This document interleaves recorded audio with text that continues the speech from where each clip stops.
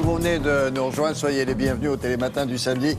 On vous accompagne jusqu'à 10h, ou pas loin de 10h, quoi. De toute façon, maintenant que vous êtes là, vous ne pouvez plus partir. D'autant plus qu'on va vous raconter des choses intéressantes. Ça vous concerne, votre corps, votre esprit. Ça s'appelle le yoga, figurez-vous. Bon, alors on va pas recommencer tout. Les bénéfices du yoga ne se limitent pas à votre santé psychique, ça vous le savez, ou à notre souplesse corporelle, vous le savez aussi. Alors, voilà, c'est un médicament. Est-ce que je mets des guillemets à médicament? Non. Parce que c'est vrai que Vous êtes sûr? oui, absolument, parce que de plus en plus d'études montrent que le yoga aurait un intérêt pour notre santé, en particulier pour les maladies cardiovasculaires. Alors yoga qui quand même connaît en ce moment un engouement exceptionnel. 2 millions de personnes pratiquent du yoga régulièrement en France, ouais. un chiffre en constante augmentation. Ça a bondi depuis quelques années. C'est énorme depuis quelques années, depuis 5-6 ans, mais parce que justement on s'intéresse de plus en plus à ces méthodes psychocorporelles, c'est-à-dire on donne une dimension plus importante à notre psy lorsque l'on bouge le corps. Et puis alors ça ne demande pas beaucoup de matériel. Ça ne demande pas beaucoup de matériel. C'est un tapis de sol. Voilà, tapis de sol. Il fait un prof quand même. Un prof, mais ça n'a pas toujours été très démocratique quand même. Maintenant, ça l'est de plus en plus. Et puis c'est vrai que c'est un engouement universel aussi. Pourquoi ? Parce que l'ONU a décrété l'année dernière qu'à partir de 2015, le 21 juin serait la journée internationale du yoga. C'est vous dire que maintenant... Ça tombe pas sur la fête de la musique, voilà. ça? C'est pas incompatible, ça. C'est pas forcément, ça dépend quel type de musique. De toute façon, c'est forcément la journée de quelque chose. Voilà, et bien là, c'est la journée du yoga. C'est C'est vous dire qu'on s'intéresse de plus en plus à cette technique. Et puis la dernière étude sur le sujet montrerait que effectivement pratiquer régulièrement le yoga permettrait de diminuer les risques cardiovasculaires.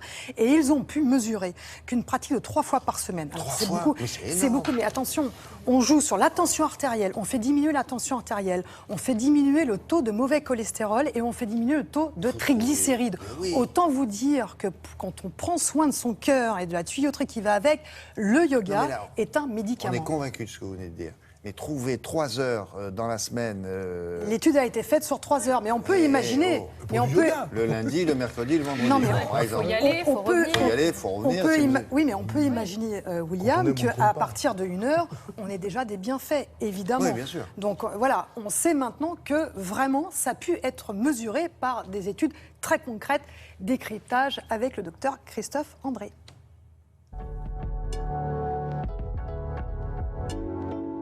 De nouveaux travaux viennent de montrer quelque chose de très intéressant pour nous en médecine, c'est l'efficacité du yoga sur la santé. Et pas seulement une efficacité sur la santé psychologique, mais aussi sur la santé du corps, avec un effet favorable sur tout un tas de variables biologiques, comme la tension artérielle, le niveau général d'inflammation, le niveau de cholestérol, etc. Vous fermez les yeux. Tendez les bras. Ce qui est intéressant, c'est de savoir que ça marche, mais aussi comment ça marche. Étirez-vous bien. Ce qu'il faut comprendre, c'est que dans le yoga, il y a 2 dimensions. Il y a une dimension d'exercice physique, et le yoga marche comme marche le sport, c'est-à-dire qu'il nous fait du bien, parce qu'il nécessite des efforts, il mobilise nos muscles, il accélère notre cœur, puis il le fait ralentir. Et puis dans le yoga, il y a aussi cet aspect psychologique, d'apaisement, de concentration, de se centrer sur le présent, dont on sait qu'il est aussi très efficace sur notre santé par l'activation de ce qu'on appelle le système nerveux parasympathique. C'est le système nerveux qui apaise notre corps, là où le système sympathique, sous l'effet du stress, l'excite et accélère notre cœur, élève notre tension artérielle, etc. Donc ces 2 dimensions, exercice physique et apaisement émotionnel, jouent dans ces études. Occupez tout l'espace. Accueillez les sensations du corps. Ça fait plus de 2000 ans qu'on sait que le yoga est bon pour la santé, mais là on est en train de le prouver, ce qui est quand même une dimension encore plus forte et encore plus motivante pour l'implanter dans la médecine. Et vous portez votre attention dans la région du cœur. Les médecins, ils font des choses qui sont scientifiquement prouvées. Ils ne veulent pas de méthode un petit peu floue. Et là, c'est une vague nouvelle pour nous en médecine, avec toutes ces médecines complémentaires dont on montre l'efficacité et qui vont contribuer à aider les gens à prendre en charge leur santé par l'alimentation, l'exercice physique, le yoga, la méditation, etc. Tout doucement, vous pliez les jambes, les genoux sur le front. Vous levez la tête tranquillement. Concrètement, ce qui est intéressant aussi, c'est qu'on n'a pas besoin de beaucoup de temps. En quelques semaines, en général 2-3 mois, on peut obtenir des effets, que ce soit avec le yoga, la méditation ou toutes ces techniques agissant sur les liens corps-esprit. Par contre, les résultats sont rapides, mais ils ne se maintiennent que si on maintient la pratique. Et dès qu'on s'arrête de pratiquer le yoga ou ces autres techniques, eh bien, les bénéfices petit à petit diminuent. Donc, c'est pour ça que c'est important que ce soit un style de vie, des habitudes qu'on implante dans son quotidien. Enfoncez bien les pieds.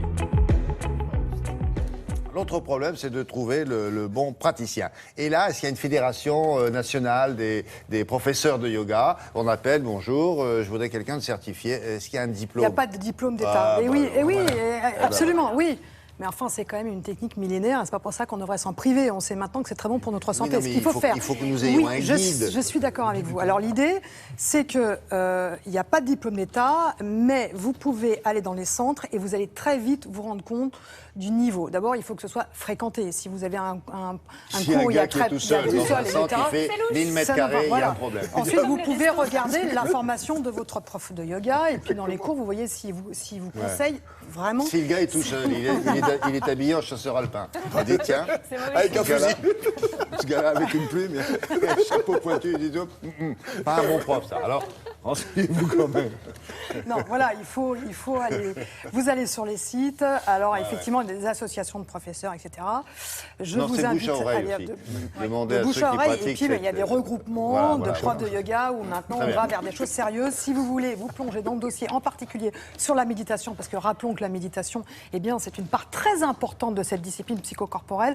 Je vous renvoie à la lecture du livre de Christophe André, Je médite jour après jour, aux éditions L'Iconoclaste. Merci beaucoup.